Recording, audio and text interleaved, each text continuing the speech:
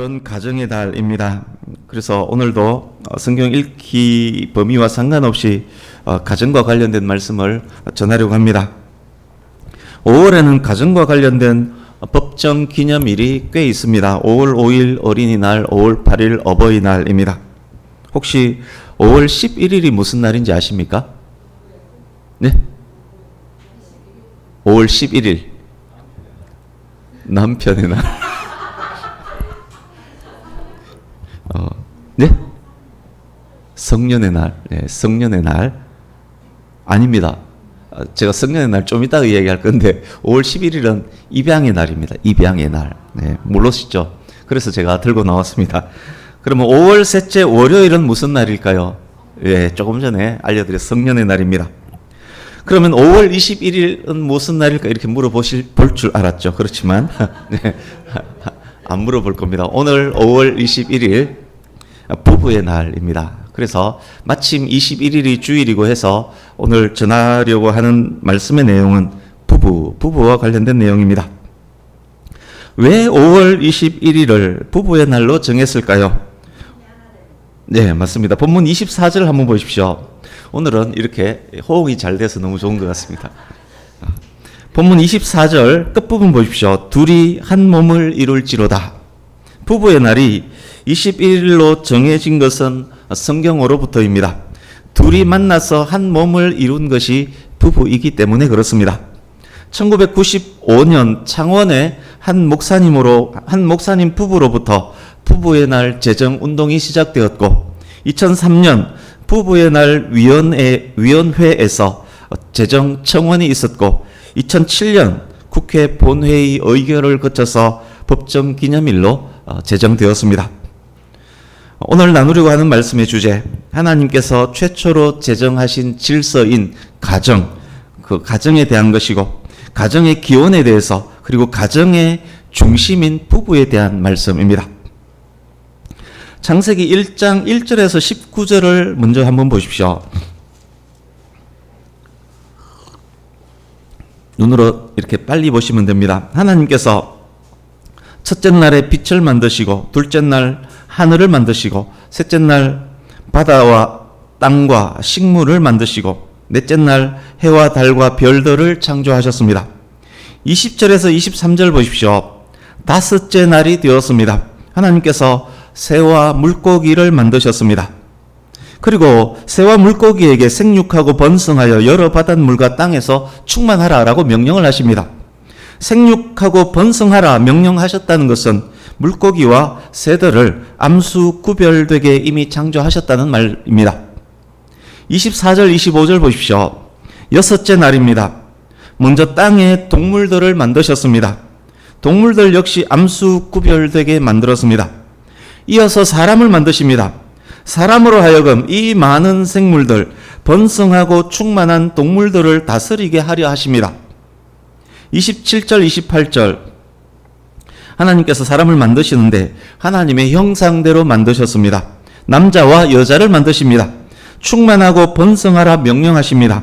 땅을 정복하고 모든 생물들을 다스릴 권세까지 사람에게 주십니다. 그렇지만 이 1장 전체의 기술은 계략입니다. 사람을 만드시고 남자와 여자를 만드시는 자세한 내용은 2장에서 설명이 됩니다. 그래서 순서는 틀려질 수 있다는 이야기입니다. 1장은 계략적으로 설명했고 세부 내용을 2장에서 설명하고 있습니다. 2장 7절 보십시오. 사람을 만드실 때 여타의 생물들과는 다릅니다. 천지와 만물을 모든 것은 하나님께서 말씀으로 있으라 할 때 만들어졌습니다. 그러나 아담을 만드실 때는 말씀으로 하지 않습니다. 하나님께서 흙으로 직접 빚습니다. 그 코에 생기를 불어넣습니다. 아담이 생명이 되었습니다. 특별한 존재가 바로 그런 하나님의 특별한 사랑으로 빚어진 존재가 바로 사람입니다. 아담이 처음으로 눈을 떴습니다. 아담의 눈에 들어온 세상 너무도 아름답습니다. 하나님과 에덴 동산을 거닐 때 너무도 행복해 했습니다. 다스리라는 명령을 되새기면서 물고기, 새, 짐승들을 사랑으로 보살폈습니다. 에덴 동산의 아담은 이 땅을 살아갔던 어떤 사람들보다 지식과 지혜에 있어서 탁월합니다. 동물들과 새들의 이름을 지어주고 그 많은 이름들을 다 기억합니다. 사람 아담이 동물들의 이름을 지었다는 것은 동물들을 다스리는 권세가 아담에게 있다는 말입니다. 그런데 낙원 에덴에 살던 걱정 근심 없는 그 아담이 물고기와 새들과 각종 동물들을 보면서 종종 깊은 생각에 잠깁니다. 성경에는 나오지 않지만 아마 그랬을 것입니다. 많은 생물들에게 부러움을 느낍니다. 어떤 부러움이었을까요? 물고기들도 새들도 온갖 짐승들도 다 짝이 있습니다. 서로서로 사랑하면서 아낍니다. 사랑의 결과 알도 낳고 새끼도 낳습니다. 새끼들을 사랑하며 돌보며 생육하고 번성합니다. 그렇지만 사람은 자기 혼자밖에 없습니다. 자신이 모든 동물들과 새들의 왕이긴 하지만 만물의 영장이긴 하지만 진정한 사귐과 친교의 대상이 없습니다. 외롭습니다. 사랑하고 싶습니다. 고구려 제2대 왕인 유리왕이 지은 황조가를 기억하십니까? 훨훨 나는 저 꾀꼬리 암수스로 정답구나. 외로워라 이 내 몸은 네와 함께 돌아갈까. 황조가입니다. 아담이 느꼈던 외로움은 아마 이것과 비슷했을 것입니다. 이제 본문으로 들어갑니다. 18절입니다.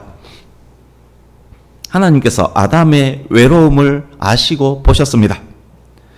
만물 창조 후에 하나님께서 보시기에 좋았더라 라고 여러 번 1장에 기록이 되어 있습니다. 그런데 하나님 보시기에 좋지 않은 것 딱 하나가 있습니다. 아담이 혼자 사는 것입니다. 아담이 외로워하는 것, 아담이 동물들을 보고 부러워하는 것, 하나님 보시기에 좋지 않았습니다. 남자 아담을 돕는 배필을 짓기로 하셨습니다. 그가 누구입니까? 여자 하와입니다. 중요한 사실 미리 확인해야 할 것 있습니다. 첫 번째가 남자가 여자보다 먼저 창조되었다는 사실입니다. 신약 성경에서도 이 부분을 자주 확인시켜 줍니다. 또 있습니다. 여자는 남자의 돕는 배필이라는 것입니다. 영어 성경은 이 돕는 배필을 딱 맞는 짝, 안성맞춤 짝으로 그렇게 번역을 합니다. 그렇습니다. 여자는 남자의 종도 아닙니다. 남자의 상전도 아닙니다. 남자의 심부름꾼도 아닙니다. 부부는 서로 사랑하며 서로 도와주는 돕는 배필의 관계입니다. 성의 구별은, 남녀 성의 구별은 상호 보완의 목적이 있다는, 중요한 목적이 있다는 말씀입니다. 이제 21절, 22절입니다. 하나님께서 아담을 깊이 잠들게 하십니다. 전신 마취 상태가 되었습니다. 하나님께서 직접 집도하셔서 외과 수술을 하십니다. 아담의 갈빗대 하나를 떼어내시고 그 자리에 살로 채웁니다. 떼어낸 아담의 갈빗대로 여자를 만드십니다. 남자는 흙으로 빚었지만 여자는 남자의 갈빗대로 만들었습니다. 그러니까 재질면에서 여자가 남자보다 분명 한 수 위입니다. 그런데 궁금하지 않습니까? 왜 하필이면 갈빗대로 만들었을까요? 두개골뼈, 정강이뼈, 발가락뼈 등등으로도 얼마든지 만들 수 있지 않았을까요? 위대한 주석가 매튜 헨리 목사님은 이 부분을 이렇게 멋지게 주석합니다. 남자 위에 군림하도록 머리에서 취하지 않으시고 남자에게 짓밟힘 당하도록 발에서 취하지 않으셨으며 남자와 동등하게 그 옆구리에서 남자의 보호를 받도록 그 팔 아래에서 남자의 사랑을 받도록 그 심장 가운데서 취하셨다. 매튜 헨리의 이 주석은 돕는 배필의 의미와 밀접하게 연결 잘 되어 있습니다. 지구상에서 가장 오래된 문자 중 하나가 한자입니다. 고대 한자 속에 감추어진 창세기 이야기들을 들어보셨을 것입니다. 시중에 관련 책들이 꽤 있습니다. 이렇게 조합된 한자 글자가 왜 그런 의미를 갖는지 그 비밀의 상당 부분을 창세기에서 발견한다는 그런 내용입니다. 저는 사람인 글자를 보면 자주 오늘 본문이 생각납니다. 작대기 한 개로는 서 있을 수가 없습니다. 다른 작대기가 도와줘야 합니다. 넘어지려는 큰 작대기 갈빗대 부분에 작은 작대기 하나가 딱 붙습니다. 두 작대기가 하나가 되어서 서로 지탱하면서 서 있습니다. 서로가 서로에게 돕는 배필이 되었다는 말입니다. 이 사람 인자 생각해 보십시오. 왜 위에 이렇게 하지도 않고 밑에 이렇게 하지도 않고 갈빗대 부분에 이렇게 딱 했을까요? 놀랍지 않습니까? 이제 22절 끝부분 보십시오. 그를 아담에게로 이끌어 오시니 갈빗대 제거 수술이 끝났습니다. 아담이 깊은 잠에서 깨어났습니다. 하나님께서 아담의 갈빗대로 만든 사람을 아담에게로 데려옵니다. 아담을 향한 하나님의 사랑이 보입니다. 아들을 위해서 좋은 선물 사들고 오는 아버지의 모습입니다. 하와를 향한 하나님의 사랑도 보입니다. 마치 결혼식장에서 신부의 아버지가 신랑에게 딸을 건네주는 장면을 닮았습니다. 23절입니다. 새로운 사람을 처음 본 아담, 경이로움으로 눈이 휘둥그레해집니다. 분명 자기와 같은 사람이 맞습니다. 분명 눈, 코, 입, 귀, 얼굴, 몸통, 팔, 다리 자기와 같습니다. 그런데 분명 자기와 다릅니다. 그리고 너무도 아름답습니다. 경이로움으로 아담이 소리칩니다. 우리 23절 같이 읽어봅니다. 시작. 아담이 이르되 이는 내 뼈 중에 뼈요 살 중에 살이라 이것을 남자에게서 취하였은즉 여자라 부르리라 하니라. 아멘. 인류 최초의 시입니다. 인류 최초 사랑 노래의 가사입니다. 완벽한 인간, 죄 없는 인간, 최고로 똑똑한 인간 아담이 지은 시입니다. 이 시 안에는 여자를 자기에게 주신 하나님을 향한 깊은 감사도 포함되어 있습니다. 이제 인류 최초의 이 시를 감상해 보겠습니다. 이는 내 뼈 중에 뼈요 살 중에 살이라 이것을 남자에게서 취하였은즉 여자라 부르리라. 히브리 시의 표준적 기교들이 실제로 사용되어 있습니다. 뼈 중에 뼈, 살 중에 살, 대꾸법입니다. 남자, 여자, 히브리 발음으로 이쉬, 이샤입니다. 유사음을 사용했습니다. 시적 언어 유희입니다. 이는, 이것을, 이 두 단어의 원어가 같습니다. 이는 내 뼈 중에 뼈, 이것을 남자에게서, 이는 이것을 같은 단어입니다. 이것은 뼈 중에 뼈, 이것은 살 중에 살, 이것은 남자에게서 취했으므로 이것은 여자. 운율 있는 반복입니다. 시적 감탄사도 있습니다. 뼈 중에 뼈요. 여기에 느낌표가 딱 찍힙니다. 살 중에 살이라 역시 느낌표 찍힙니다. 여자라 부르리라 역시 느낌표 찍힙니다. 이 부분은 그래서 감탄의 감정을 실어서 읽어야 합니다. 멋지고 아름다운 시입니다.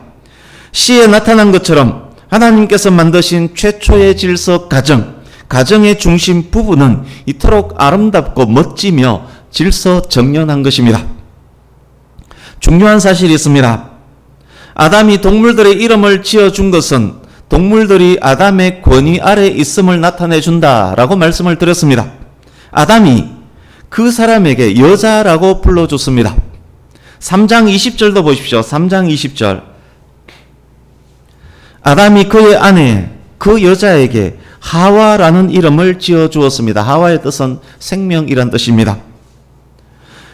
이것이 무엇을 의미하느냐? 아내는 남편의 권위 아래에 있음을 보여줍니다. 남자가 여자보다 먼저 되었다라는 말씀과 연결됩니다. 남자의 머리됨 역시 신약 성경 여러 곳에서 중요하게 언급됩니다. 또 있습니다. 부부를 통해서 생육하고 번성하는 것, 하나님의 명령입니다.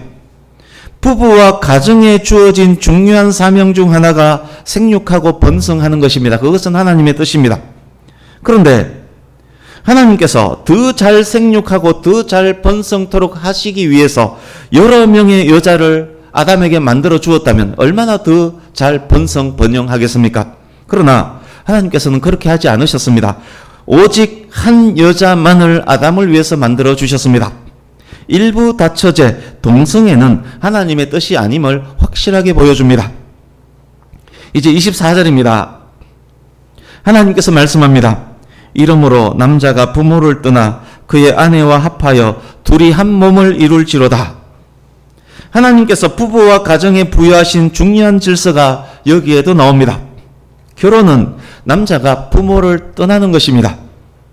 결혼 전과 후로 남자의 관심사, 우선순위가 바뀐다는 말입니다. 결혼 전에는 부모와의 관계가 남자의 가장 큰 관심사였지만 결혼 후에는 아내에 대한 것이 부모보다 더 앞선다는 말입니다. 10계명에서 인간관계의 최우선 계명이 부모 공경이라는 것 우리가 알고 있습니다. 하나님께서 부부와 관련된 계명을 만약 10계명 안에 넣기로 하셨다면 분명 부모 공경보다 더 앞에 위치시키셨을 것입니다. 그렇지만 10계명에 부부와 관련된 계명을 넣지 않으셨습니다. 왜일까요? 부부는 둘이 이룬 한 몸이기 때문에 부모보다 앞서는 것 당연하기 때문입니다. 자기 자신과 관련된 계명, 부부는 한 몸이기 때문에 부부에 대한 계명이 있다면 그것은 자기 자신과 관련된 계명입니다. 자기 자신과 관련된 계명을 굳이 둘 필요가 없었기 때문일 것입니다. 그렇습니다.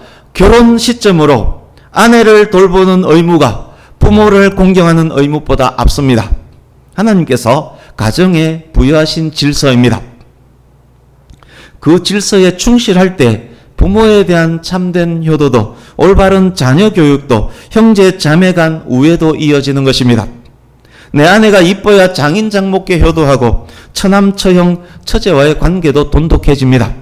내 남편이 이뻐야 시부모님께 효도하고 시아주버님 시동생 시누와의 관계도 돈독해집니다. 남편이 꼴보기 싫은데 시부모에게 효도하겠습니까? 엄마 아빠가 또 서로 사랑해야 그 집 자녀들이 정서적 안정 속에서 바르게 성장합니다. 부부관계에 실패하면 시부모, 친정부모, 친부모, 장인, 장모에 대한 효도도 자녀관계도 제대로 되기가 어렵습니다. 제가 관계의 우선순위에 대해서 종종 말씀드립니다만 한 번 더 말씀드립니다. 사람에게 가장 우선되는 관계는 하나님과 나와의 관계입니다. 그 다음 우선 관계가 성경에 하나님께서 만드신 질서의 순서입니다. 그 다음 관계가 둘이 한 몸이 된 부부입니다. 그 다음이 부모와 자식 간의 관계, 그 다음이 형제 자매, 그 다음이 이웃 관계의 순입니다. 며느리 질투하는 시부모, 사위 질투하는 장인 장모 이야기를 종종 듣습니다. 아들 며느리 잠자는 사이에 비집고 들어오는 시어머니 이야기도 들어보지 않았습니까? 실제로 그런 사람이 있었다는 것 제가 알고 있습니다. 그런 어른들로 인해서 자식 부부의 관계에 문제가 생긴다면 결국 그 피해는 누구에게 돌아오는지 아십니까? 아들 며느리 통해 딸 사위 통해 받게 될 효도를 흑공에 날려버리는 어리석은 부모가 바로 그런 부모입니다. 또 있습니다. 부모를 떠나지 않고 부모를 떠나지 못하는 아들 딸 이야기도 우리가 듣습니다. 가정을 꾸렸으면 독립해서 부부 중심으로 어떻게든 살아가야 하는데 여전히 마마보이 파파보이, 마마걸 파파걸로 살아가는 부부가 너무도 많습니다. 부부가 되었지만 여전히 부모의 품 안에서 벗어나지 못한다면, 부모를 떠나지 못한다면 그 일로 인해서 부부관계에 문제가 생기게 되어 있습니다. 하나님께서 부여하신 질서를 벗어나면 분명 어디선가 문제가 튀어나오기 마련입니다. 결혼해서 부모를 떠나는 것, 하나님께서 부부에게 부여하신 뜻, 질서입니다. 그 뜻을 따를 때 가정이 평안합니다. 이제 25절입니다. 두 사람은 벌거벗었으나 부끄러워하지 않습니다. 죄가 없는 상태이므로 부끄러워할 이유가 없습니다. 서로에게 완전한 자연스러움이 있습니다. 탐욕, 불신, 무시가 아닌 감사가 넘치는 사랑이 이 부부에게 있습니다. 또한 25절 말씀은 하나님의 완벽한 공급으로, 그러니까 에덴에 있는 완벽함으로, 하나님의 완벽한 공급으로 아담과 그의 아내가 만족한 상황에 이르러 있음을 알려줍니다. 부부가 하나님께 감사하며 찬양하는 삶을 살고 있다는 말이기도 합니다. 이제 1장으로 가서 27절, 28절을 읽어보겠습니다. 아까 확인했지만 1장 27, 28절 같이 읽습니다. 시작. 하나님이 자기 형상 곧 하나님의 형상대로 사람을 창조하시되 남자와 여자를 창조하시고 하나님이 그들에게 복을 주시며 하나님이 그들에게 이르시되 생육하고 번성하여 땅에 충만하라. 땅을 정복하라. 바다의 물고기와 하늘의 새와 땅에 움직이는 모든 생물을 다스리라 하시니라. 아멘. 이 부부를 통해서 자녀가 태어납니다. 가정이 만들어집니다. 가정이 대를 잇습니다. 생육하고 번성합니다. 만물의 영장으로 자연과 만물을 하나님의 뜻 안에서 다스립니다. 이제 1장 31절 보십시오. 하나님께서 이 모든 것, 특히 아담, 하와 부부를 보시고 심히 좋아하셨습니다. 하나님 뜻 안에서 바로 서 있는 부부와 가정으로 인해서 하나님께서 크게 영광 받으신 것입니다. 지금까지 말씀드린 것이 하나님께서 가정에 부여하신 질서입니다. 가정의 중심, 가정의 기둥이 부부입니다. 중심과 기둥이 잘 세워져 있으면 부모에게도 자녀에게도 기쁨과 평안을 줍니다. 그때 하나님께서도 큰 영광 받으십니다. 부부가 얼마나 중요한지요.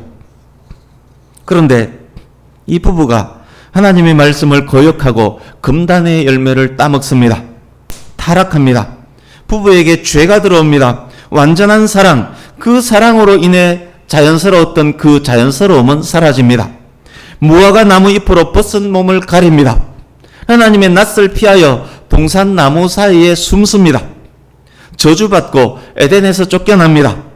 가정이 바로 세워지지 않습니다. 아담 하와의 아들 가인이 자기 친동생 아벨을 죽입니다.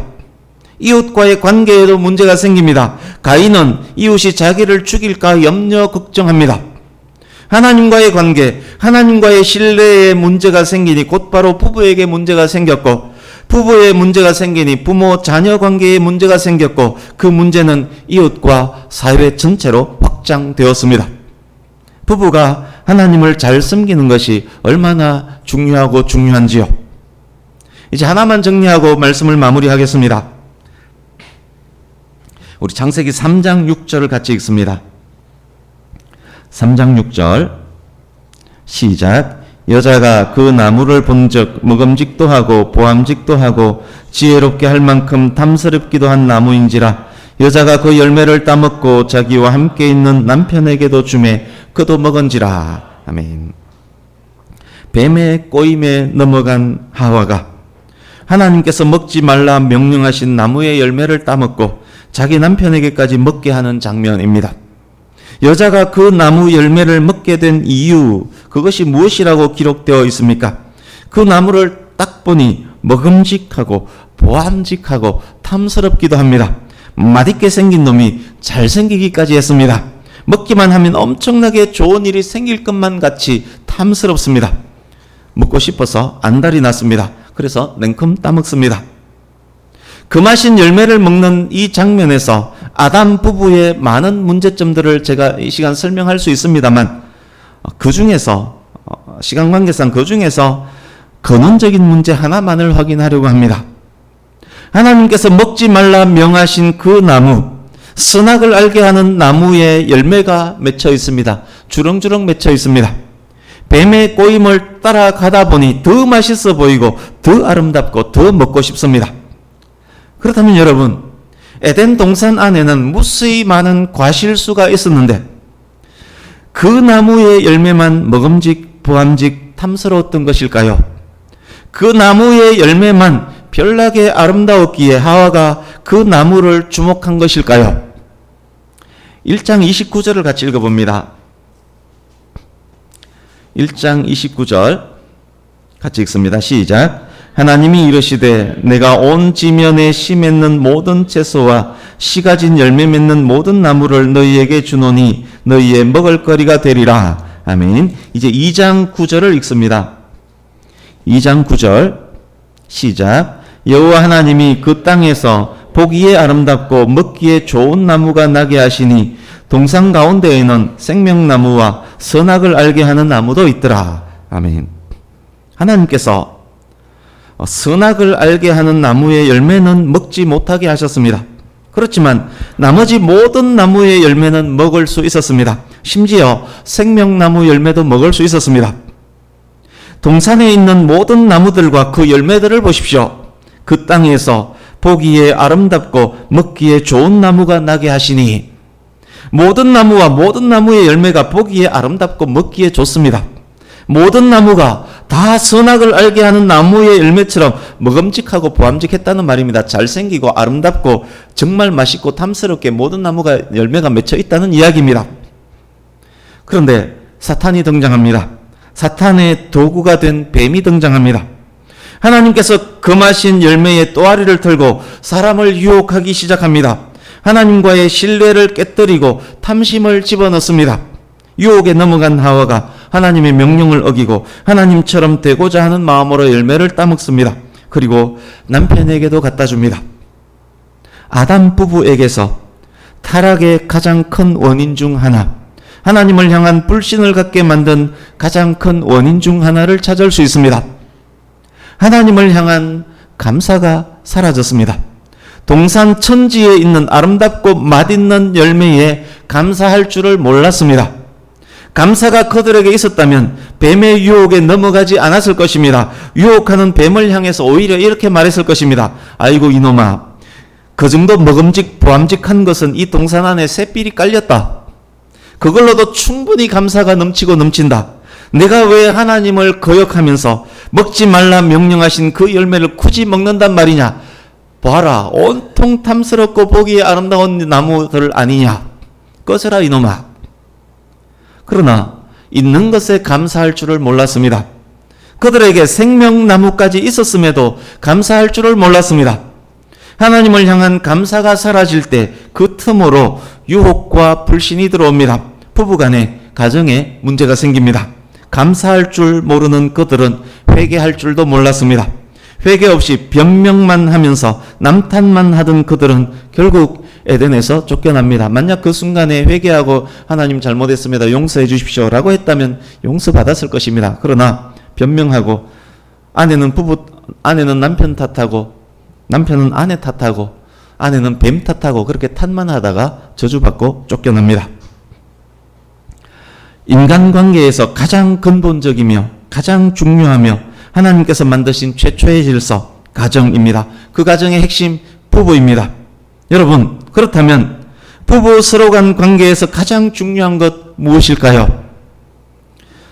그렇습니다. 가장 중요한 것 중 하나가 감사입니다. 부부 서로 간 감사하는 것입니다. 그 감사가 있을 때 하나님께서 부여하신 부부 간 질서가 바로 세워질 것입니다. 사랑은 더욱 성숙해질 것입니다. 둘이 한 몸 이룬 부부로서의 모습이 보여질 것입니다. 아내 사랑함이 곧 자신을 사랑함인 줄 남편이 알게 될 것입니다. 예수님과 교회의 관계, 한 몸의 여러 지체, 가장 아름다운 모습이 그 부부에게서 형성될 것입니다. 남편이 아내 사랑하기를 그리스도께서 교회를 사랑함과 같은 부부가 될 것입니다. 아내가 남편을 존중하기를 교회가 그리스도께 복종하듯 할 것입니다. 가정의 달, 그리고 부부의 날입니다. 저와 여러분 모든 부부가 서로 먼저 감사하는 부부가 될 수 있기를 바랍니다. 그 감사가 더욱 깊고 성숙한 사랑을 만들어 줄 것입니다. 그 부부가 하나님을 더욱 경외하게 될 것입니다. 그 부부가 더욱 하나님을 공경하게 될 것입니다. 그 부부가 더욱 부모님을 공경하게 될 것입니다. 그 부부의 자녀가 부모님에게 더욱 감사할 것이고 평안함 가운데 바르게 상처 없이 성장할 것입니다. 혹시 현재 소원한 부부관계, 냉랭함 중에 있는 분 혹시 있습니까? 오늘 당장 내 남편에게서, 내 아내에게서 감사의 조건들을 찾아보시기 바랍니다. 처음 만났던 그때부터 지금까지를 더듬어 보면 감사가 넘치고 넘침을 분명 확인하게 될 것입니다. 세상에 내 아내, 내 남편과 같은 사람이 없음을 알게 될 것입니다. 목사님 무슨 그런 말씀을 합니까? 감사가 넘칠 일 그런 것 없습니다. 혹 속으로 제게 이런 말을 하신 분이 있었다면 그래도 감사의 조건을 한번 찾아보십시오. 없다면 쥐어짜서라도 찾아보십시오. 분명 엄청난 감사, 짜고 짜서 나온 참기름과 같은 감사가 있을 것입니다. 미혼 청년들께도 말씀드립니다. 말씀 안에서, 신앙 안에서, 기도 안에서 배우자를 결정하시기 바랍니다. 서로 사랑하며 감사하시고 서로 감사하며 사랑하시기를 바랍니다. 그래서 신앙 안에서, 한 신앙 안에서 부부가 만들어진다는 것 얼마나 중요한지 모릅니다. 그 질서가 말씀드렸던 모든 질서의 기본이 거기서부터 만들어지는 것입니다. 어쩌면 이런 생각 하신 분 있을지 모르겠습니다. 부부, 나와 상관없는 말씀이네. 그렇게 생각하신 분들께도 말씀드립니다. 자녀를 위해 기도하실 때, 자녀가 만들어갈 가정을 위해 기도하실 때 이 말씀 붙잡고 기도하시기 바랍니다. 자녀 부부를 대할 때 이 말씀에 입각해서 대해주기를 노력하시기 바랍니다. 더 큰 효도라는 보답을 받게 될 것입니다. 이제 말씀을 마칩니다. 백양교회 모든 성도님 가정에서, 모든 성도님 부부에게서, 현재 청년들이 만들어갈 그 가정에서 에덴오로의 회복이 있기를 예수님 이름으로 축복합니다. 아담이 노래했던 인류 최초의 노래 가사가 백양교회 모든 성도님 부부에게서, 자녀 부부에게서, 그리고 그 노래가 대를 이어가는 귀하고 복된 가정, 가문 될 수 있기를, 그래서 하나님께서 그 가정과 가문을 통해서 더 크게 영광 받으시기를 예수님 이름으로 축복합니다. 아멘. 기도하겠습니다.